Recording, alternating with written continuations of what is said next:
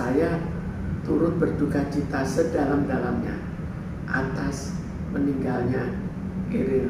Namun kita semua sebagai umat beragama, kita tahu bahwa hal ini bukan ditentukan kita, dan Pak Kamil sudah melakukan usaha sebesar-besarnya untuk apapun yang bisa dilakukan, baik pada saat sampai sekolah, sampai meninggalnya, sampai mencari jenazahnya.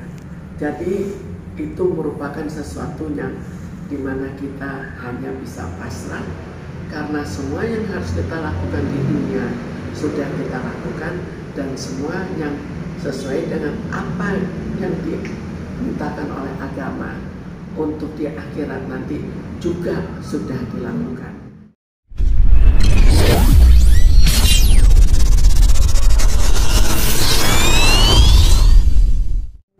Jadi kalau kita lihat dari kejadiannya, jelas ini kejadian yang sangat menyedihkan. Jangankan adiknya atau keluarganya atau bapaknya, masyarakat pun banyak yang merasa sedih melihat kejadiannya, kok menyedihkan sekali. Sekarang dari segi adiknya atau siapapun, kita harus melihat dari usianya dan kedekatannya. Dari usianya ya sudah dewasa untuk mengerti apa yang terjadi. Namun yang namanya emosi, kita tidak bisa begitu saja untuk berpikir secara rasional. Tetap ini menjadi hal yang sangat menyedihkan dan akan bertahan untuk waktu yang cukup lama, walaupun bisa berkurang secara bertahap. Namun di suatu hari, kalau tiba-tiba ada peristiwa yang mirip, bisa saja tiba-tiba sedih. Jadi ini suatu hal yang manusiawi saja, bahwa memang kalau kita kehilangan seseorang, apalagi sangat dekat ke kita, maka kita juga akan sangat sedih. Lalu kita lihat dari kedewasaan jiwanya. Kalau dilihat cukup dewasa juga, kalau kita lihat dari bapaknya, dia secara rasional walaupun sangat menyakitkan mengakui bahwa anak itu sudah meninggal. Jadi itu segi rasio yang berbicara, walaupun dalam kesedihannya tetap tidak bisa berbuat apa-apa. Namun kalau kita lihat kembali apa yang harus dilakukan oleh seorang manusia, dia kan sangat sedih. Maka yang bisa dilakukan adalah kita berjuang sebisa mungkin, karena pada saat itu kan belum tahu bahwa pasti meninggal, dugaan kerasnya meninggal. Pada saat itu sudah berjuang dan betul-betul berjuang untuk mengatasi masalah ini, dan bahkan betul-betul berjuang untuk mendapatkan jenazahnya. Jadi sebetulnya dengan perjuangan ini, tujuannya untuk di kemudian hari ada segi kepuasan juga. Saya tidak bisa berbuat apa-apa lagi karena ini sudah diperjuangkan.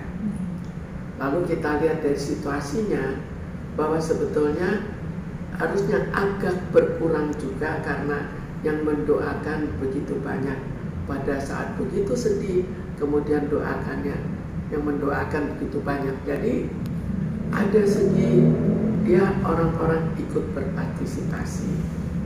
Namun jelas nantinya pada saat sepi, misalnya di rumah akhirnya kebetulan sendirian, maka akan terasa sekali kesedihannya. Tapi itu hal yang manusiawi yang nantinya akan berkurang secara bertahap. Demikian juga dengan adiknya. Jelas kalau ada suatu peristiwa di mana biasanya dia pergi berdua, kali ini harus sendiri, akan terasa sekali. Kenapa sendiri? Karena kehilangan kakaknya. Jadi dalam hal itu tidak bisa berbuat apa-apa kecuali kita sesuaikan dengan kaidah agama. Jadi bahwa itu ya bukan milik kita lah, semua itu bukan milik kita, dan kembali ke pemilik yang sebenarnya. Walaupun dengan kata-kata itu kesedihan tetap tidak bisa teratasi, tapi diharapkan berkurang secara bertahap. Trauma jelas trauma, tidak mungkin trauma, tidak perlu melihat saja ini menyaksikan hilangnya kakaknya tanpa melihat pun akan sangat trauma. Seperti misalnya ibunya, walaupun tidak melihat, dia tidak melihat dari segi membawanya, tapi dia melihat dari segi kebersamaan sehari-hari, dari segi bahwa ikut mengantar ke kali, ke sungai itu. Jadi tetap ada perbedaan. Yang satu membayangkan melihat, kalau nanti ada cerita mirip akan langsung sedih lagi. Itu suatu hal yang biasa. Ya. Jadi jelas sekali kan kalau masih jadi suatu kematian ya. Kalau kita masih baru, kita masih membayangkan orang itu ada, walaupun tidak ada, tapi ada suatu bayangan ada. Jadi seolah-olah mencari dan melihat, tapi begitu meninggalkan kan akan sedih sekali karena tidak melihat lagi. Seperti kita meninggalkan sesuatu yang sangat indah, kebersamaan yang indah, kemudian kita tinggalkan. Jadi itu sangat wajar dengan menjauhi, dengan meninggalkan dari mencari menjadi tidak mencari lagi, itu menambah lagi suatu momen kesedihan yang bertambah, yang membuat sedihnya jelas bertambah sesaat, kemudian berkurang lagi. Jadi ini naik turun dari kesedihannya. Dari segi psikologis jelas ada suatu kematian, apalagi hubungannya dekat, maka pada tahap awal dia akan merasakan dan berbuat seolah-olah masih ada. Tidak 100%, tapi ada, misalnya berbicara seolah-olah ada, lalu kata-kata yang diucapkan, lalu mengucapkan apapun ke anak seolah-olah anak itu ada. Jadi itu suatu yang biasa pada tahap awal.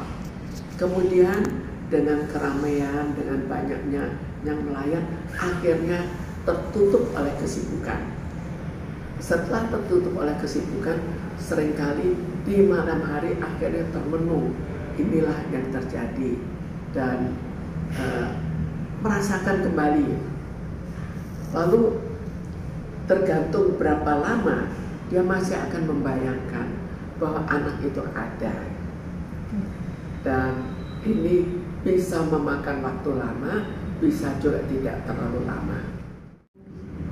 Salah satu adalah untuk kesibukan dalam doa-doa, jadi sekaligus mendoakan, sekaligus menambah kesibukan. Saya turut berduka cita sedalam-dalamnya atas meninggalnya Iril. Namun kita semua sebagai umat beragama, kita tahu bahwa hal ini bukan ditentukan kita, dan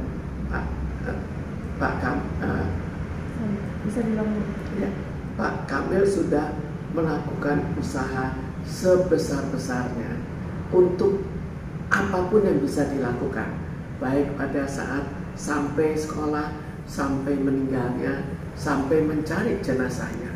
Jadi itu merupakan sesuatu yang dimana kita hanya bisa pasrah, karena semua yang harus kita lakukan di dunia sudah kita lakukan, dan semua yang sesuai dengan apa yang dimintakan oleh agama untuk di akhirat nanti juga sudah dilakukan.